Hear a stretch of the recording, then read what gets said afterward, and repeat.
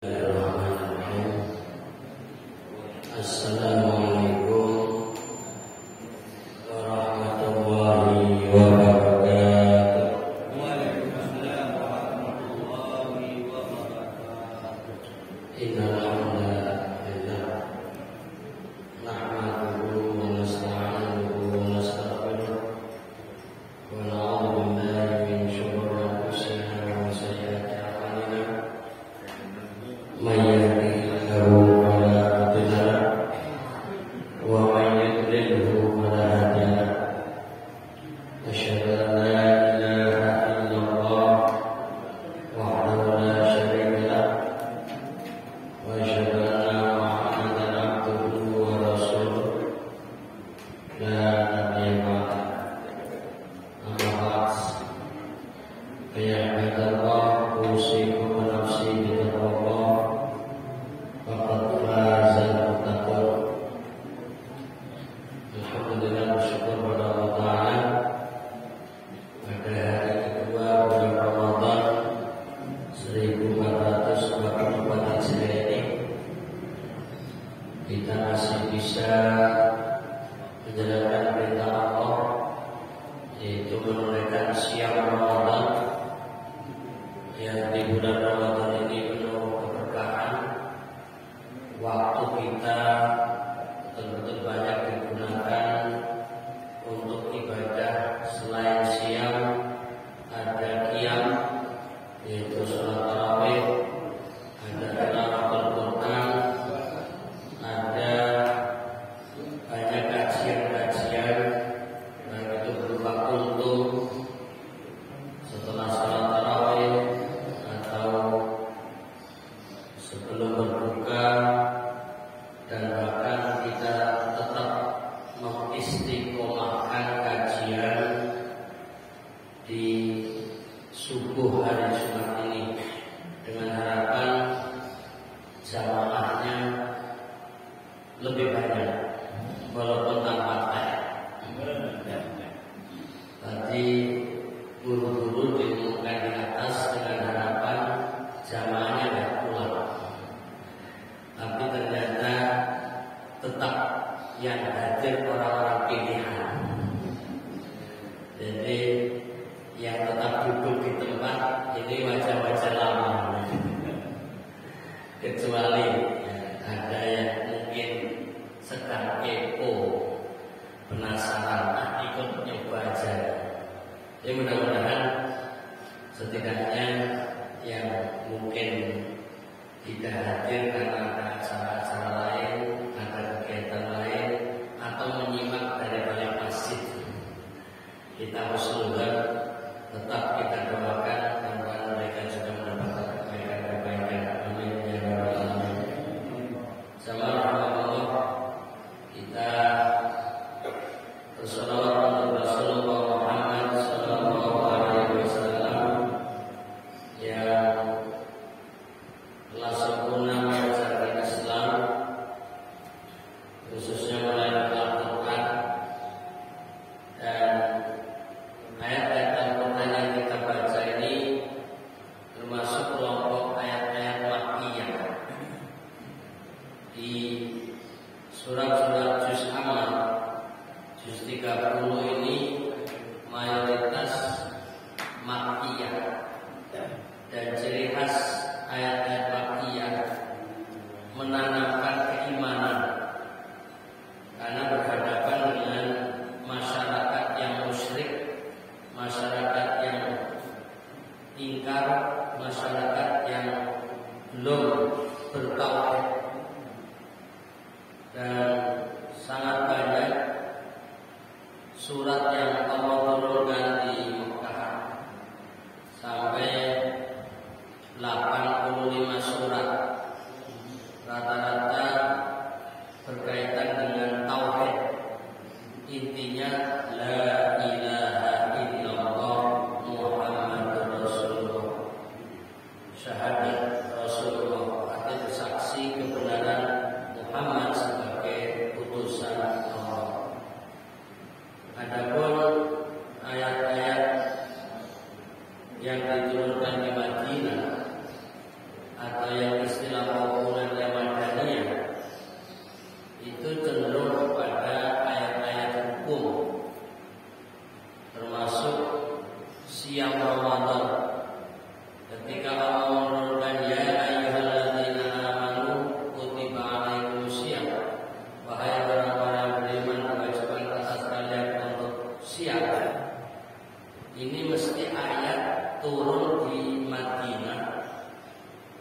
adalah madaniyah. Pertama, karena diawali dengan ya ayyuhalladzina amanu. Panggilan bersifat khusus untuk orang beriman. Kedua, ayatnya bicara tentang hukum, yaitu siam Ramadan. Karena itu kalau kita membaca ayat-ayat makkiyah seperti dalam juz amma, jarang kita menemukan hukum-hukum, tapi tauhid dan tauhid. Maka sepanjang kita baca tafsir juz amma, yang ada adalah untuk tafakkur, tadabbur, yang tujuannya untuk meraih keimanan. Jadi kalau kita mau bicara tentang hukum-hukum, termasuk hukum siam Ramadan, itu bacanya ayat-ayat madaniyah. Nah, itu yang kita pahami. Kalau selama kita baca juz amma ini jarang membahas masalah sholat, kemudian membahas masalah zakat, bicara tentang siam Ramadan, membahas tentang haji atau hukum-hukum berkaitan dengan muamalah, jual beli, utang piutang. Itu hampir-hampir tidak kita dapati di ayat-ayat juz amma. Sehingga kita pahami ayat-ayat yang akan kita baca akan kita arahkan kepada ketauhidan. Seperti dalam surat At-Takwir yang sedang kita baca, yaitu surat makkiyah yang terdiri dari 29 ayat. Surat ini urutannya di dalam Al-Quran ke-81, tapi turunnya yang ke-7. Artinya ini generasi awal yang tentunya fokusnya kepada tauhid. Karenanya tadabbur dengan alam semesta, bicara tentang matahari, bicara tentang bintang, bicara tentang gunung, laut, dan hal-hal lain yang tujuannya untuk tadabbur alam, biar kita sadar ada Sang Pencipta di sana. Kemudian juga bicara masa depan tentang akhirat, baik bicara tentang surga maupun neraka. Ini adalah sebagai informasi adanya alam akhirat yang merupakan masa depan manusia. Karena itu ketika kita membaca ayat ini diharapkan meningkatkan kualitas iman kita. Kalau awalnya ditujukan kepada orang musyrik, ditujukan kepada orang kafir, biar mereka mau beriman, sementara kita yang sudah beriman membaca ayat-ayat ini diharapkan meningkatkan kualitas iman kita, lebih banyak tadabbur alam dengan melihat alam semesta ini, mengingat Sang Pencipta, maka semakin tawadhu, semakin taqarrub, semakin mendekatkan diri kepada Allah, sehingga ibadah kita semakin khusyuk, termasuk mudah-mudahan ibadah siam Ramadan. Amin. Terakhir kita baca ayat ke-19. Kita baca selanjutnya, tapi 19 itu baru baca ayatnya. Penjelasannya sampai baru ayat 11. 17. Baik, kita mengulang sedikit dari ayat-ayat, mulai ayat 15. Kita baca dari ayat 15 sebagai pengulangan sampai nanti ayat-ayat berikutnya. Total ayat kita yang baca surat At-Takwir 29. A'udzu billahi minasy syaithanir rajim.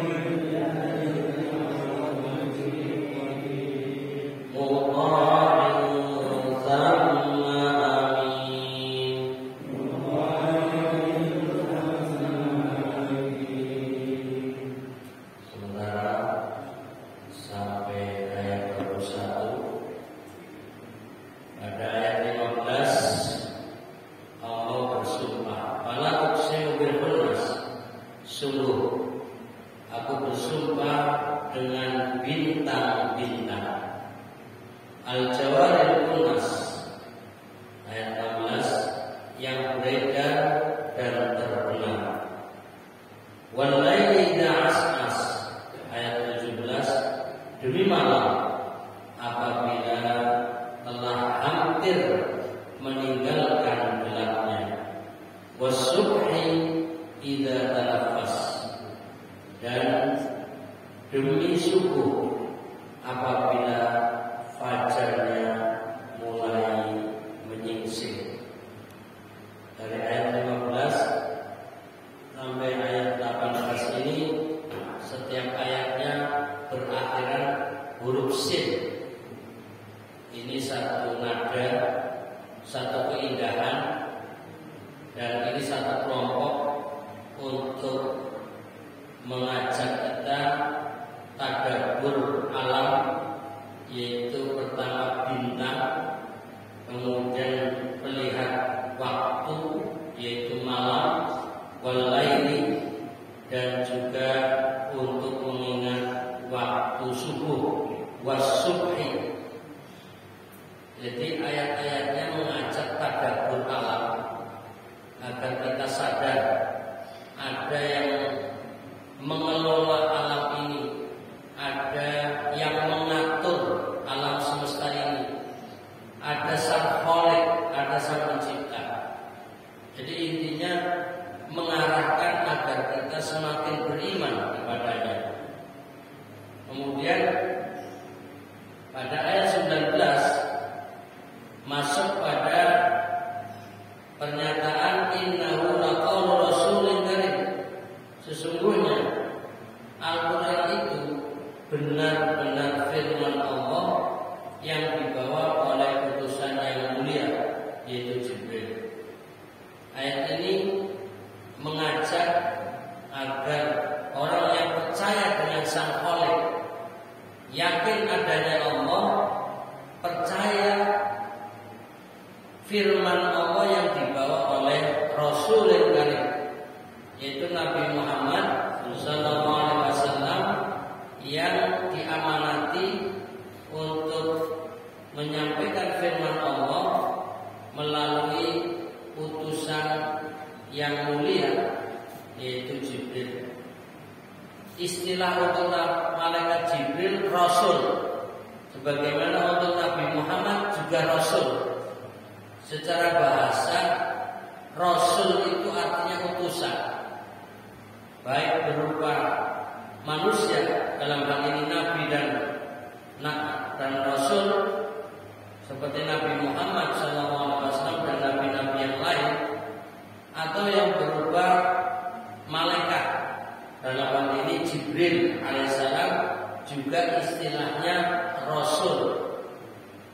Jadi ayat ini bicara tentang Al-Quran dan yang membawakan. Allah mengutus Rasulul Karim, yaitu Jibril alaihissalam, untuk menyampaikan firman Allah kepada hambanya, yaitu Nabi Muhammad SAW. Lalu ayat-ayat berikut bicara tentang gambaran wujud Jibril alaihissalam.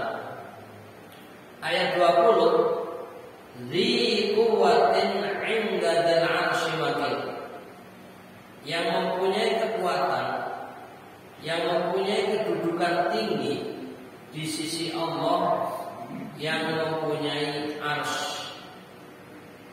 Jadi ayat 20 ini sedang menggambarkan wujud dari malaikat Jibril di kuwatin, yang mempunyai kekuatan, inda dzil 'arsy makin, yang mempunyai kedudukan tinggi. Jadi satu sisi fisiknya kuat, tinggi dan besar, juga kedudukannya, jabatannya itu sangat tinggi dan mulia. Di mana? Di sisi Allah yang mempunyai arsy.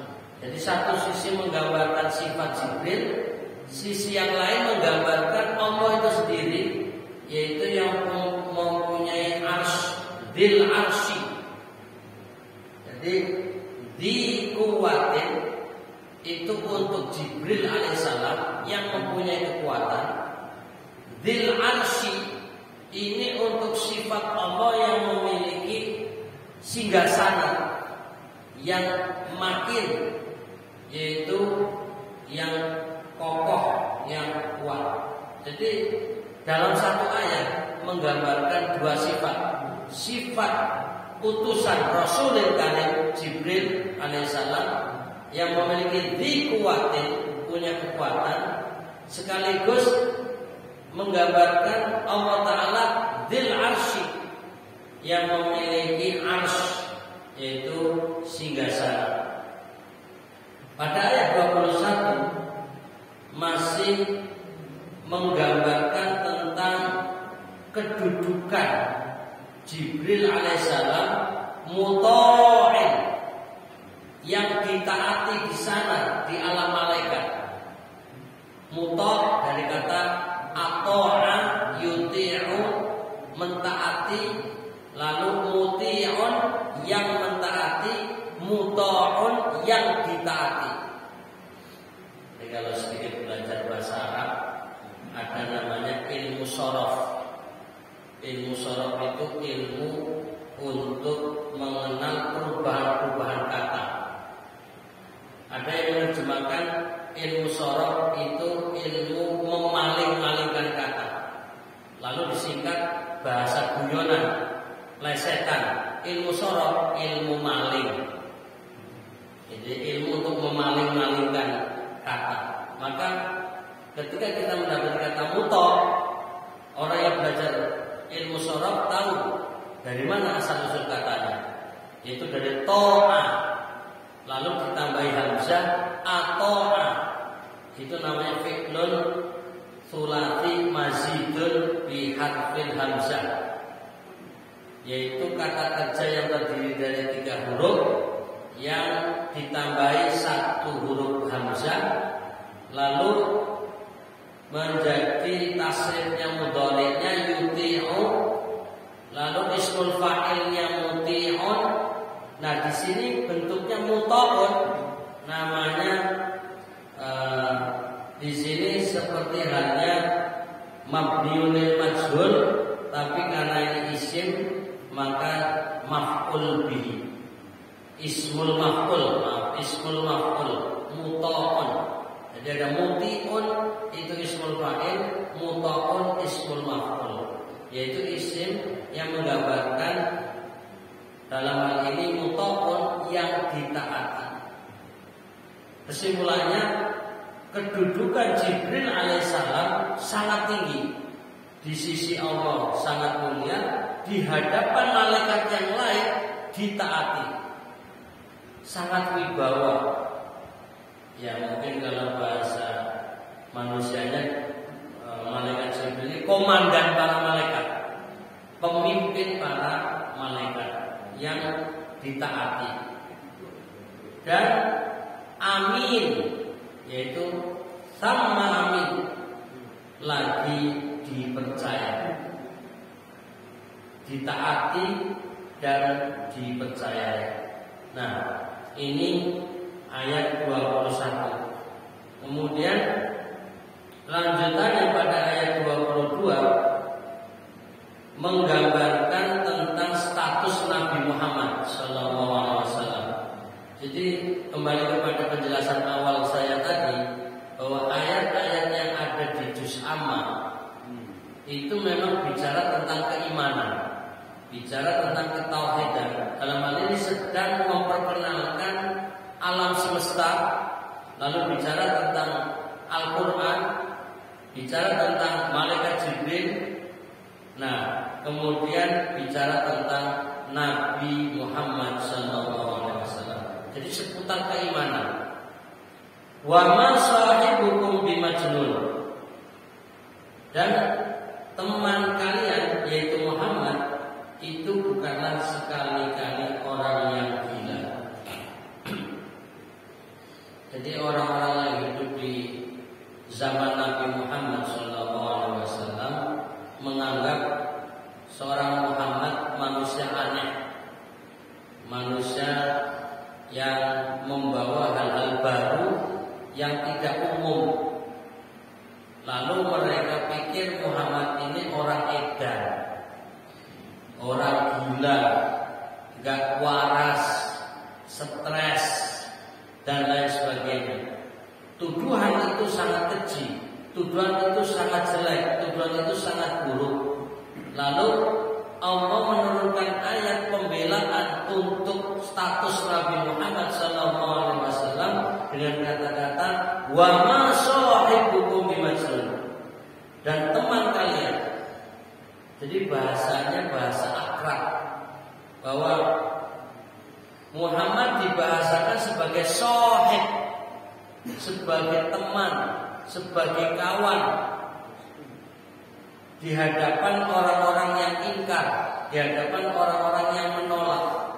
Ini bahasa komunikatif agar orang yang diajak bicara itu sadar bahwa Muhammad ya teman kamu, Muhammad itu ya sahabat kalian, dan dia tidak majnun, dia bukan orang edan, bukan orang gila. Jadi penggunaan kata sahib ini sangat tepat untuk mendekatkan perasaan, biar menghilangkan rasa kebencian. Ini juga bahasa-bahasa diplomasi. Bagaimana kalau kita berhadapan dengan lawan, berhadapan dengan musuh, tetap membahasakan kita adalah temanmu, kita adalah sahabatmu, kita juga wonge dhewe. Ini bahasa politik juga sering digunakan. Biar noblos aku ya wong dhewe, wonge dhewe. Itu bahasa-bahasa pendekatan perasaan. Podo-podo wonge dhewe. Jadi ini bahasa yang Allah gunakan untuk pendekatan kepada mereka yang menolak kebenaran Al-Quran yang disampaikan oleh Nabi Muhammad SAW. Jadi pembelaan Allah kepada Nabi Muhammad, wa ma sahibukum bimajnun, temanmu, teman kalian ini bukan orang majnun. Nah, jadi satu ayat pembelaan untuk Nabi Muhammad SAW. Lalu pada ayat berikutnya mengkaitkan antara Jibril dengan Nabi Muhammad SAW, yaitu pada ayat 23, wa laqad ra'ahu bil ufuqil mubin, dan sesungguhnya Muhammad itu melihat Jibril di ufuk yang terang. Jadi urutan ayatnya ini menunjukkan bahwa Jibril ini punya wujud yang sangat besar. Lalu untuk mengabarkan kepada umat manusia siapa yang bisa melihat Jibril, dalam hal ini adalah Nabi Muhammad SAW. Sehingga di ayat 22 disisipkan. Jadi awalnya tadi bicara tentang malaikat Jibril yang ditaati, yang dipercaya, belum selesai menggambarkan wujud Jibril, dimasukkan satu ayat 22 ini, wa ma sahibukum bimajnun.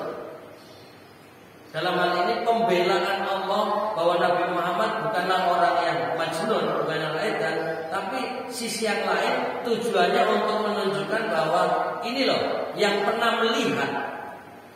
Jadi Nabi Muhammad yang bisa melihat Jibril bukan manusia edan, memang punya keistimewaan. Lalu digambarkan melihatnya di ufuk, ya, al-mubin, yang terang. Artinya terang benderang Nabi Muhammad SAW melihat wujud Jibril. Nanti kita baca penjelasannya pada halaman 1267 268 ya. Nabi Muhammad pun Nabi Muhammad SAW benar-benar telah melihat wujud asli malaikat Jibril di cakrawala langit. Jadi untuk menggambarkan benar-benar melihat. Hanya saja tidak dijelaskan wujud besarnya Jibril alaihissalam secara detail.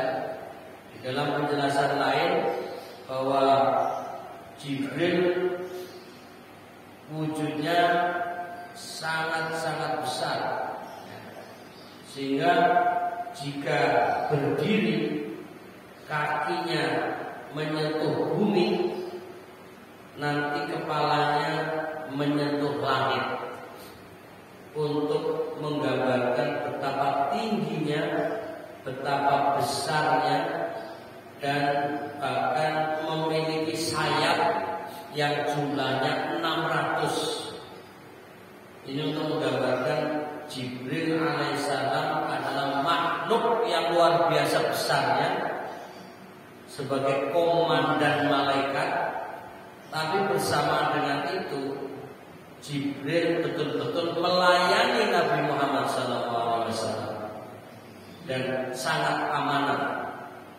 Nah, ini kan untuk mengambil hikmah betapa orang yang wujudnya besar, yang kedudukannya tinggi, tetap tawadhu.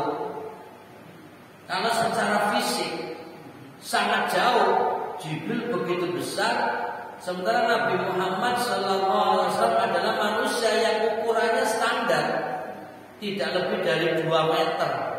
Sementara Jibril ratusan bahkan ribuan meter tingginya, tapi mau melayani makhluk yang sangat kecil.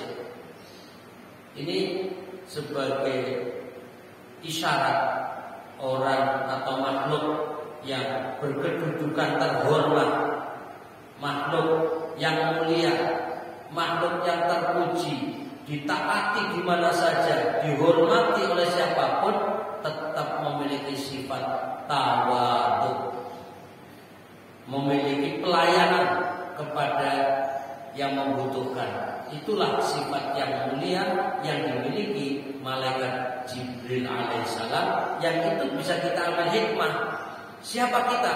Kalau Allah beri amanat kita sebagai orang yang punya kedudukan tinggi, kalau Allah beri amanat kepada kita menjadi orang yang dihormati, menjadi orang yang dimuliakan, itu tetap harus menjaga martabat diri, tawadhu, dan melayani kepada sesama. Inilah sifat mulia, sifat karim, akhlakul karimah yang seharusnya kita miliki. Sehingga tidak ada rasa sombong, tidak ada rasa takabur, merasa aku orang hebat, aku punya jabatan, aku orang kaya, aku punya kedudukan dan lain sebagainya, lalu takabur, melihat orang lain kecil, melihat orang lain rendah, melihat orang lain seperti gak bermartabat, melihat orang lain tidak ada nilainya, menyepelekan hak-hak orang lain.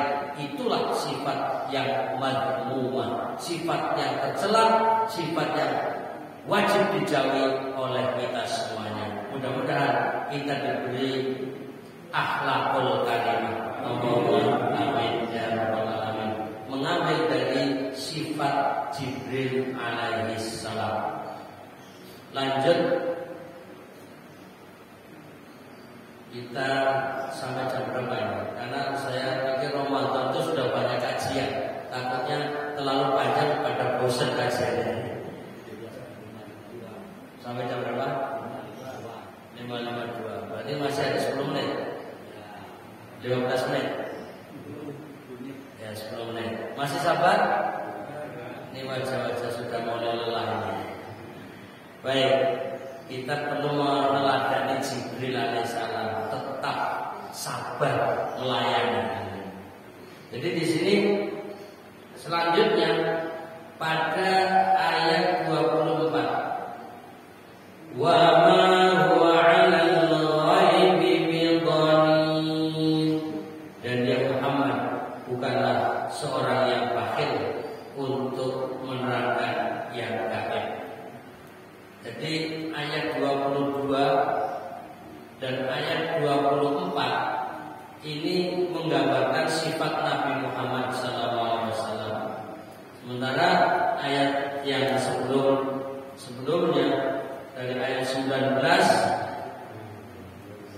ayat 20, ayat 21, ayat 23 itu tentang sifat dan gambaran Jibril alaihissalam. Jadi ayat-ayat ini lagi bicara antara malaikat Jibril alaihissalam dengan Nabi Muhammad SAW, bukan dalam bentuk dialog, bukan bentuk komunikasi, tapi sedang menggambarkan wujudnya.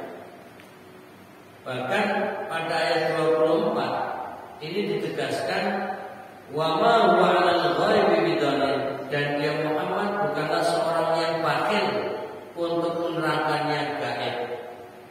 Artinya tidak menutup diri memberitahu ilmu-ilmu yang beliau ketahui. Suka berbagi, suka menyampaikan, walaupun itu sifatnya gaib, sifatnya sesuatu yang tidak tampak, yang tidak kelihatan, dan bahkan tidak banyak orang tahu. Tapi Nabi selalu berbagi.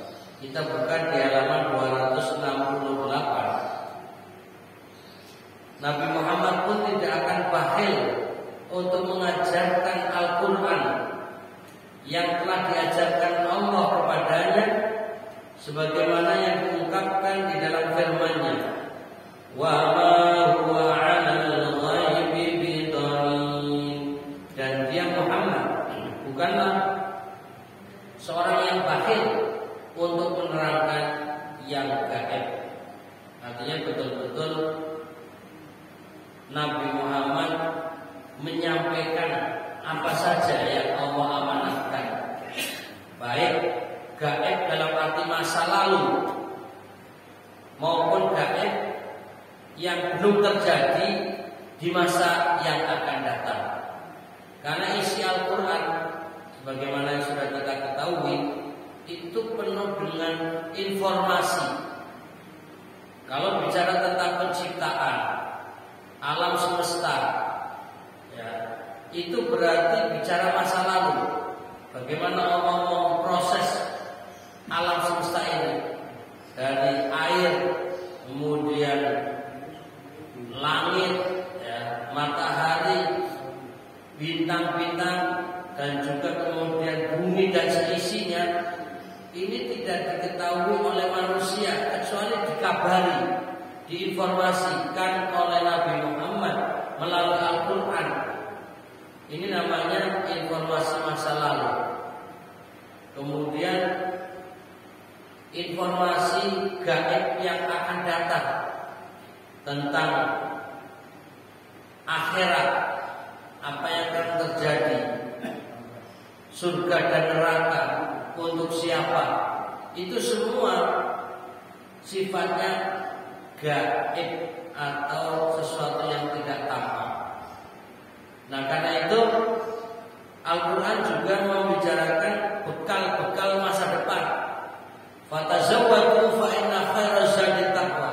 Berbekallah, sesungguhnya sebaik-baik bekal adalah takwa. Ini artinya pesan-pesan yang Allah berikan oleh Nabi Muhammad SAW untuk disampaikan kepada manusia agar membekali diri menghadapi masa depan. Ini sifatnya adalah gaib. Untuk bekal di alam gaib, yaitu di masa sekarang. Bahkan seperti tadi yang biasa dibaca surat Al-Asr, itu pesan-pesan untuk saat ini, bahwa kita harus menggunakan waktu semaksimal mungkin. Wal asr innal insana lafi khusr, semuanya manusia itu penuh kerugian, semua rugi. Lalu dikecualikan. Ini kan artinya untuk menggambarkan manusia pilihan yang harus menyiapkan diri, illal ladzina amanu, kecuali orang yang beriman, wa amilus sholihat, dan orang yang beramal soleh, termasuk kita menjalankan siam Ramadan ini. Lalu watawasau, yaitu untuk saling mengingatkan, baik itu bil haqqi dalam kebenaran, wa tawassaw yaitu untuk saling mengingatkan bis-sabri dalam kesabaran. Ini artinya pesan masa sekarang. Artinya Nabi Muhammad SAW menyampaikan gaib masa lalu, menyampaikan gaib masa depan, tapi juga penuh pesan-pesan saat ini. Kemudian pada ayat selanjutnya, walaupun bel sudah bunyi tapi belum waktunya sholat subuh, jadi harap bersabar beberapa menit. Ya. Ayat 25. Wa ma huwa biqauli syaitanir rajim. Dan Al-Quran itu bukanlah perkataan setan yang terkutuk. Jadi ini untuk penegasan bahwa Al-Quran ini firman Allah, bukan perkataan setan. Ini untuk mengikuti emosi orang-orang kafir, untuk mengikuti orang-orang ingkar, untuk mengikuti orang-orang musyrik yang menganggap Nabi Muhammad majnun, orang gila, Al-Quran itu omong kosong, asatirul awalin, cerita-cerita masa lalu yang hayalan. Jadi penolakan-penolakan dari orang kafir. Al-Quran itu penuh dengan ramalan-ramalan yang tidak jelas. Itu ibaratnya hanya omongan-omongan yang tidak benar. Maka Allah mengikuti apa yang mereka mau, tapi bentuknya penolakan. Wa ma huwa biqauli syaitanir rajim. Al-Quran ini bukanlah perkataan syaitan. Syaitan itu terkutuk. Artinya Al-Quran ini benar-benar firman Allah, kalamullah, firman Allah. Jadi kalau kita pahami di balik kalimat ayat-ayat ini adalah bahasa dialog yang Allah ajarkan kepada Nabi Muhammad SAW untuk berkomunikasi kepada mereka-mereka yang kafir. Nah, dari sini kita juga mengambil hikmah dan pelajaran. Jangan mudah emosi menghadapi lawan. Jangan mudah marah menghadapi musuh. Kita imbangi. Kita setarakan dulu. Apa yang digunakan oleh bahasa musuh, bahasa lawan, kita gunakan. Tapi dari situ justru untuk melemahkan, untuk mematahkan bahasa lawan.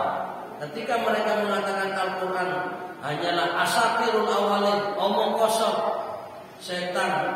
Jadi dari setan, Al-Quran bahasa-bahasa yang hayalan dan seterusnya. Seakan-akan kita mengikuti bahasa mereka. Al-Quran itu bukan bahasa setan. Nah, gitu. Ini bukan dalam rangka merendahkan Al-Quran, tapi mengimbangi omongan orang kafir, tapi pembelaan. Seperti tadi, ketika menggambarkan wa ma sahibukum bimajnun, dan kawanmu Muhammad bukan orang majnun, bukan orang gila. Ini bukan merendahkan Nabi Muhammad, tapi untuk mengimbangi lawan yang menuduh Muhammad sebagai orang edan, sebagai orang gila. Lalu Muhammad itu bukan orang edan. Ini adalah bahasa diplomasi untuk mensetarakan bahasa lawan. Ini butuh pemahaman, butuh kecerdasan kita dalam menyeimbangkan diri dalam berkomunikasi. Dan itu juga butuh pelatihan, butuh pembiasaan, butuh kecerdasan. Tapi insya Allah pembaca Al-Quran akan dicerdaskan oleh firman-firman Allah Ta'ala. Amin.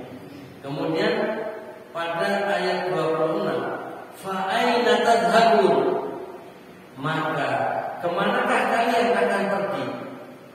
Nah, ini mulai mengarahkan agar kita berjalan di atas kebenaran. Kita lihat keterangan di halaman 269.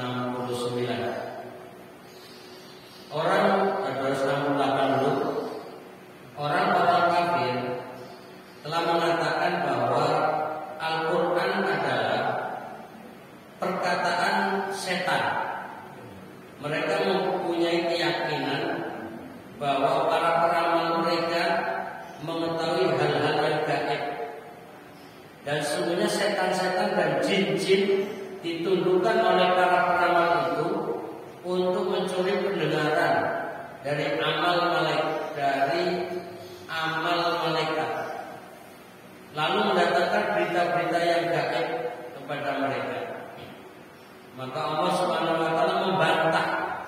keyakinan mereka itu melalui firman-Nya bahwa setan itu sama sekali tidak akan mendatangkan kalam seperti Al-Quran yang di dalamnya terkandung perkara hak, kebaikan, perkara gaib dan mukjizat.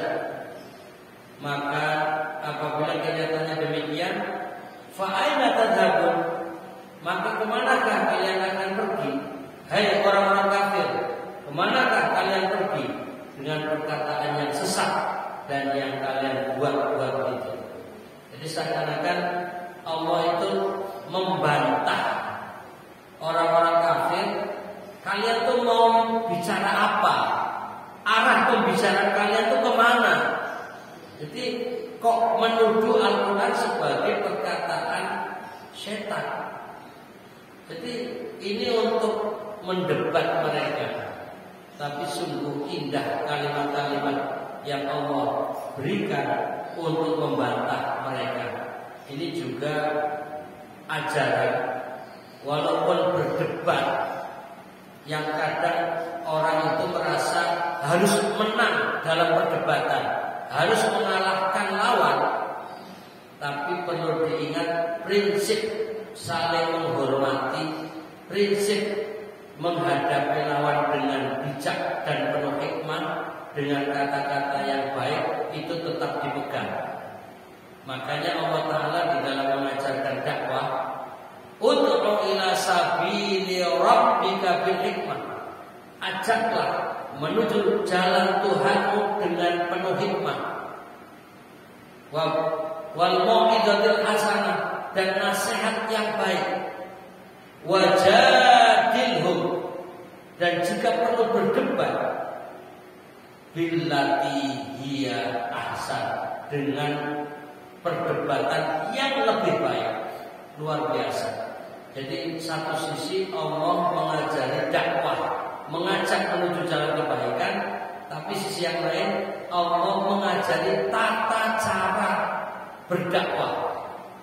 Ini namanya fiqhud dakwah, pemahaman dalam metode dakwah. Ini harus dipegang oleh para pendakwah.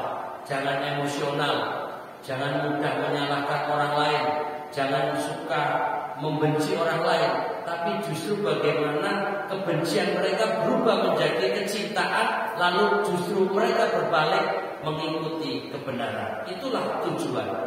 Jadi jangan dalam berdebat intinya mengalahkan lawan lalu puas dia kalah, bukan itu tujuan.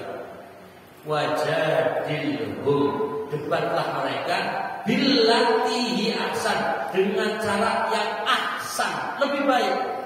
Jadi kalau mereka marah, kita sabar. Kalau mereka menyerang, kita bertahan. Kalau mereka membenci, kita memuji. Nah, ini adalah trik-trik perdebatan yang inti dan tujuannya bagaimana mereka kalah dalam berdebat tapi mau mengikuti. Terbantahkan omongannya, tapi cara yang terbaik agar mereka malah justru berbalik arah, mau mengikuti kebenaran. Itulah metode dakwah. Nah, kembali lagi bahwa perkataan Al-Quran ini bukan perkataan setan. Lalu Allah menegaskan mereka mau kemana, pembicaraan mereka kemana. Jadi kembali bahwa memang ayat-ayat Al-Quran yang sedang kita baca seperti dialog antara kebenaran dengan kebatilan. Lalu di ujung surat At-Takwir ini kita baca di ayat 27, in huwa illa dzikrun lil alamin. Al-Quran itu tiada lain hanyalah peringatan bagi semesta alam. Nah, ini penegasan dari Allah. Apa sih Al-Quran itu? Untuk apa Al-Quran itu? Yaitu dzikrun. Al-Quran adalah dzikrun, peringatan bagi semesta alam. Bahasanya sangat santun. Jadi keberadaan Al-Quran di hadapan manusia itu hanyalah dzikrun, sebagai peringatan. Sehingga Allah dengan bahasa yang santun lagi dan memberi keterbukaan, liman syaa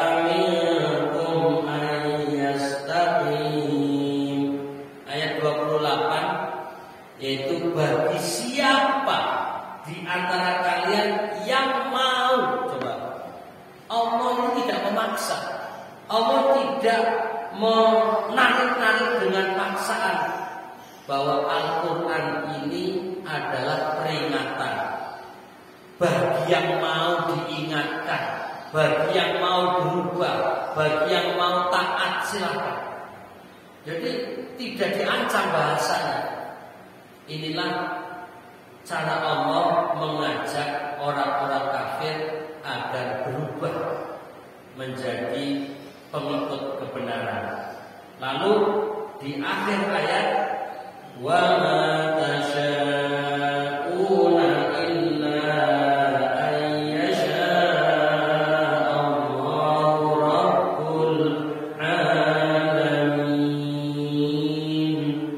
Dan kalian tidak dapat menghendaki menempuh jalan itu kecuali apabila dikehendaki Allah Rabb semesta alam.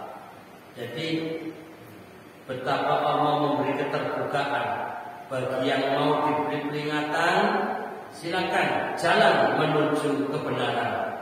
Tapi ingat, kalau kemudian kalian memilih kebenaran, itu karena kehendak Allah Ta'ala. Jadi ketika Allah mengatakan kehendak Allah, itu justru sebagai kehormatan. Jadi kalau kalian kemudian pilih jalan yang benar, itulah kehendak Allah. Artinya kalian pilihan.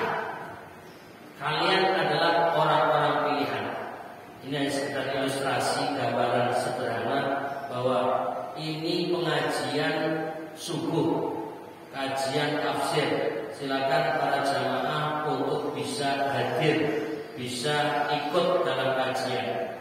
Lalu ada yang pulang, ada yang tetap mendengarkan sampai selesai.